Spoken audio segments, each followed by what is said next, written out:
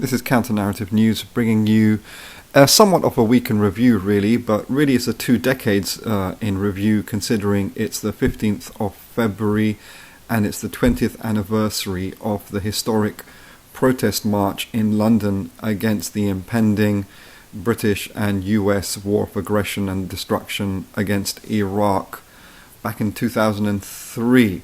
So, considering it's 20 years of the anti-war movement, the biggest protest, the biggest march demonstration that Britain had ever seen, and also soon to be coming the 20th anniversary of the actual onset of the conflict initiated by London and Washington against Iraq, there's going to be 3 segments, 3 different talks or videos, as it were.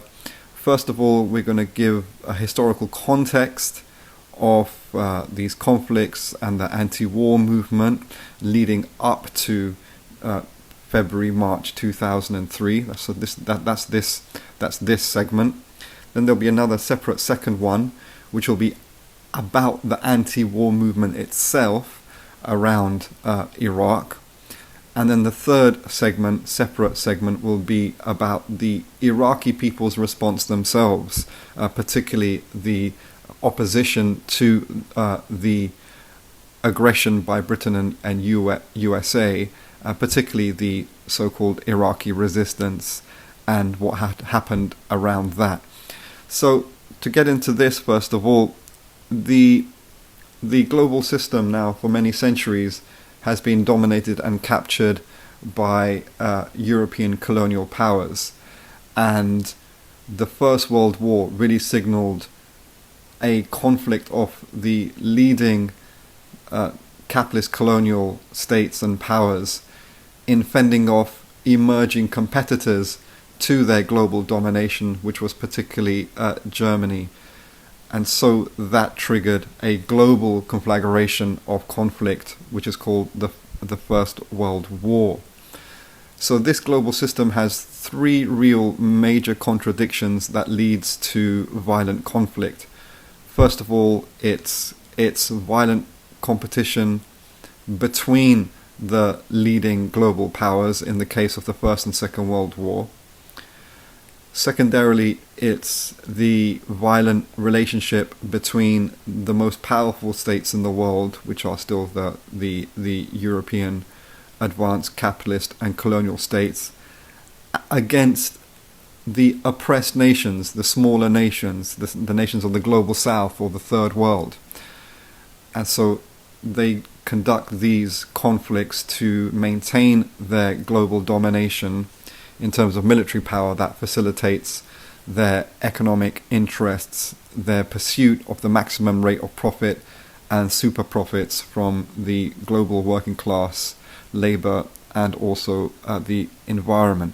And thirdly, there's internal or domestic conflicts that can erupt violently into civil wars between competing factions of ruling elites, and also more smaller, weaker power interests, and also the poorest grassroots having organized themselves and asserting themselves in relation to these conflicts, and sometimes being belligerents within those conflicts as well, which sometimes leads to like civil war or sometimes revolutionary upheavals, most notably in the cases of places like the October Revolution in Russia and also 1949 across China. So they're the 3 main things. So first of all, between basically the neo-colonial or colonial powers themselves. Secondarily, between them and the colonized people or the oppressed nations and peoples. And thirdly, conflicts within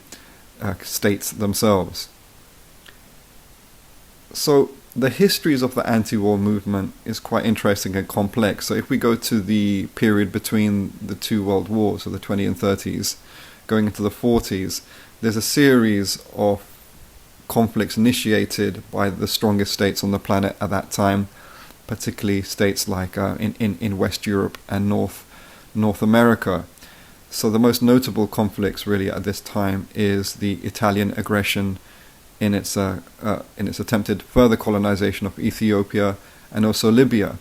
In 1911, actually, before Benito Mussolini was a fascist leader, he was a radical socialist anti-colonial leader in Italy, and he opposed the Italian colonization of Libya and actually was imprisoned for that. Just a very extraordinary kind of historical fact, considering he turns, at the advent of the First World War, he supports Italy in that and sells out his socialist anti-colonial credentials and leadership and becomes a nationalist, which soon puts him onto a path of being the pioneer of modern fascism. But that's just by the by. So there's the Libyan conflicts of colonization in Ethiopia and Libya, which are very brutal. It sees some opposition in Europe and Italy, but particularly it sees more opposition actually among some Afrocentric black radical circles in the USA. There's also the conflict against the Spanish Republic in the mid 30s by Franco, who fights the Democrats and the communists and the anarchists in that civil war there, which has much more support in terms of opposing that fascist aggression and conflict, because the global communist movement led by the Soviet Union organized direct support to the Republicans in Spain. You also have incidences of colonial violence across the world, including India as well. But really, for an anti-war movement to emerge within the colonial centers, you have to have some kind of anti-colonial movement within those states, or within the quote-unquote West. So it's already been mentioned, you have a black radical movement in the USA because of the mass enslavement of African people by European colonialism that by force deposited these African populations into the Americas, which, ever since then has created a much more relatively radical situation there, and also the oppression of the Native Americans there as well. And then the invitation into masses of working class people across the world, particularly in Europe, to become the new colonial settler communities that have populated the North American landmass. But they also brought some radical traditions with them. People like, it's contradictory because some of them, because of this development of white supremacy that has racialized communities in the USA, nonetheless, some communities from Ireland and from Jewish communities from East Europe and Russia and others brought ideas of radical socialism and anarchism there, which also helped to kind of develop a more critical and protest movement against the global reach of the USA state and other colonial states as well. And in the British context, in terms of the British colonization of India, you have some opposition there, particularly by the Indian diaspora here in London. And without that, you really wouldn't have the extent to which you have opposition to colonial aggression across the globe. And same for West African and Caribbean communities. The diaspora communities in Paris and London and across the States have disproportionately led and contributed to these protest movements against the global violent reach of these leading powerful states in the world. And as migration from the former colonies comes about post-Second World War, then it strengthens, obviously, the capacity and the state of radical anti-war movements. So you have a whole bunch of conflicts initiated and led by Britain and the USA, particularly in the post-Second World War period. For example, Vietnam basically is at war ever since the late 30s until the mid 70s, until 1975. So several decades long experience of conflict imposed upon the Vietnamese, first by the Japanese and then by the British and then the French, and finally the USA being defeated in 1975. And we'll come back to Vietnam. It's very important in all of this. And really also in Korea, you have the Korean War being led by Britain and USA again, 1950 to 1953. Brutal war of mass destruction, several million Koreans killed within these 3 years. And there was some opposition to that because of the massive nature of it. And often the the conflict initiated by Britain and US in Korea 1950 to 1953 is often forgotten, really, and it's really something we would encourage people to return to, because it was a short war in comparison to the Vietnamese War, but nevertheless highly significant significant history here, and lessons to be drawn from that. Really, in terms of the violent, naked, aggressive nature of these leading Western states and what they're willing to do to global South, racialized black and brown people in pursuit of their global domination and profiteering. There's also a whole bunch of other things here. I mean, if we go in terms of in terms of the British states,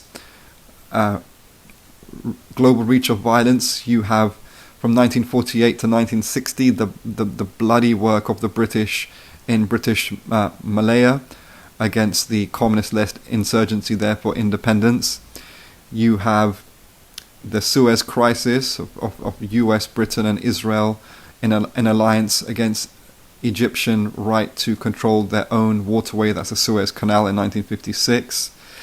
You have the British counterinsurgency against the Land and Freedom Army, that's the Mau Mau, led by Dedan Kimathi and others, particularly in the Kikuyu region of colonized Kenya, 1952 to 1960, leading to some more than 10,000 deaths and horrific concentration camps, etc. You have also one of the longest conflicts actually in the world, which is quote-unquote Operation Banner, initiated by the British Labour Party in August 1969 against the occupied Irish people of the northern six counties. That only finished in 2007, started in August 69, ends in 2007, also leading to the deaths of many thousands of Irish people in that context as well. When we come to the USA, I mean, one hasn't got the time to go through all the different incidences. There was also the British conflict and occupation of Aden, which is current-day Yemen, from 1963 to 1967, also leading to many countless thousands of deaths of people there as well. Again, a radical socialist anti-colonial liberation movement that was crushed by force of British arms in what's today modern Yemen, or what was called back then British South Arabia. Then in terms of the USA, you have a whole, again, time doesn't permit to go through all the different instances and occasions of the USA projecting its violent state across global South peoples, but this is just a limited list of it. You have things like, also obviously they were involved in the Korean conflict 1950 to 1953, but also you have Grenada in 25th of October 1983. USA lands its armed forces in Grenada in a very convenient moment to smash probably one of the most radical socialist projects of any Caribbean state. Obviously there's Cuba as well, but the US led in alliance with a bunch of other Caribbean states to destroy the socialist project in Grenada there in 1983. Also, US Marines land in Lebanon, and they were there and conducting violent operations for 2 years from 1982, in which they met resistance there as well.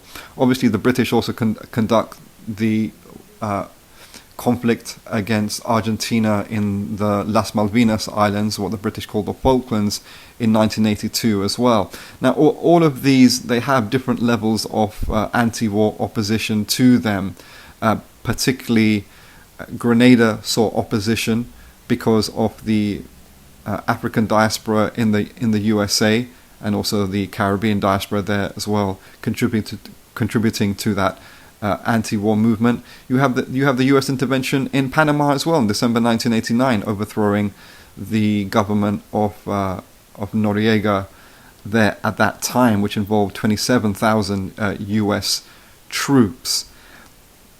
And then you have the conflict between Iraq and Iran, which were two states really that were two major states with major gas and oil reserves and large populations, which were to some extent and much more potential as opposition to neo-colonial and Western domination of the region, and they were that energy was somewhat neutralized by the West really manipulating both states to conduct a 7-year-long bloody war against each other. Didn't particularly see much anti-war mobilizations around that, but there were there was obviously advocacy for a cessation of hostilities and towards peace, and the Algerian state really was very instrumental in bringing those two warring states to cease their hostilities against each other. But then the Iraqi state still remains a strategic threat to Western domination, as it still nationalizes the oil there and uses its wealth to promote a form of pan-Arabism and radical third world socialism, and even reaching out to radical socialist groups in the West, most notably the Workers' Revolutionary Party, which Saddam Hussein and his Ba'athist ruling party in Iraq supported and had relations with. I mean, one has to remember that there's a lot of problems here with the Iraqi Ba'ath adopting a somewhat sectarian posture against Iran and Shia, goaded on by the West, and particularly the West's closest client states, the Gulf monarchies, who use their Sunni chauvinism, a form of supremacism, and leaned upon the Iraqi Ba'ath regime in that frame in which the Iraqi Ba'ath and Saddam Hussein did also go into. And this is really important, because those states which are targeted, for example, Las Malvinas or in Iraq or Grenada, this colors the nature of the opposition and the anti-war opposition to these conflicts. The more right-wing and toxic are the politics, the more that's going to influence a level of toxicity and right-wing infiltration in the anti-war movement. And that's very much the case when NATO conducts its violent project against the rump Yugoslavian state of Serbia, taking its opportunity in relation to Serbian oppression of Albanian people in Kosovo. And then Belgrade gets bombed by NATO forces there, also bombing the Chinese embassy, a strike against the Chinese, and a warning from the USA not to meddle in its global domination as things go forward there. So the Serbian nationalists, far-right nationalists, were marching against NATO in anti-war protests in London, in which people of the left, socialists, liberals, and even peace advocates and so-called communists were all marching shoulder to shoulder with this far-right nationalism around the Serbian nationalism. And that also overlaps with Russian far-right nationalism, which is emerging, which is posturing as a defender of Serbia against NATO at this time. And then the leadership of Putin emerges there. He becomes acting leader of Russia in December 1999, and by May 2000 he is the actual leader of Russia. And in relation to the Second Chechen War, from August 1999 to April 2009, Putin leads this Russian violent project to keep Chechen within its own colonial border. And what that does, it very much parallels the Western culture of formal violence, in as much as a quote-unquote war on terror, a quote-unquote war on terrorists and terrorism, naturalizing whole oppressed populations, be it Iraq or Afghanistan or just the entire Muslim world, and Chechnya as naturalizing some kind of terrorist to be destroyed through means of death and injury and destruction. So that parallels really, what's going on with George Bush Sr.'s own conflict against Iraq, which erupts at the end of the 80s. In 1989, Britain and the USA, in opposing, using the excuse of the Iraqi invasion of its former territory, which was carved out by British colonialism, that's Kuwait. Iraq tries to regain Kuwait, and that triggers the US and Britain forming a global alliance in its violent aggression against Iraq, expelling Iraq out of Kuwait. The Kuwaiti state then having reconvened itself by means of this massive amount of violence by the USA and British troops and other allied troops, expels the entire Palestinian population who were in sympathy with the Iraqi annexation of Kuwait, because Iraq was a big supporter of the Palestinians. So the first war against Iraq, 1989 to 1990, and that's 2nd of August 1990 until 20th of February 1991, involving 700,000 troops from the USA, nearly 1 million troops in total, along with its other allied forces, does, because of the massive nature of what was happening there, it does create a sizable emerging anti-war movement in Western capitals, particularly in the USA and Britain, and Britain's capital in London. But again, you have the Ba'athist state there being targeted. So unlike Vietnam, whose leadership in the form of the Vietnamese revolutionary nationalists and communists and the leader Ho Chi Minh traveled the world from the 1920s. He had a very nuanced and deep understanding of the oppression of African people in the USA. He went to Marcus Garvey's organizations, conferences over there, and he was in sympathy, open sympathy, with black people, especially in the southern states there. He was in the community of the founders of the French Communist Party.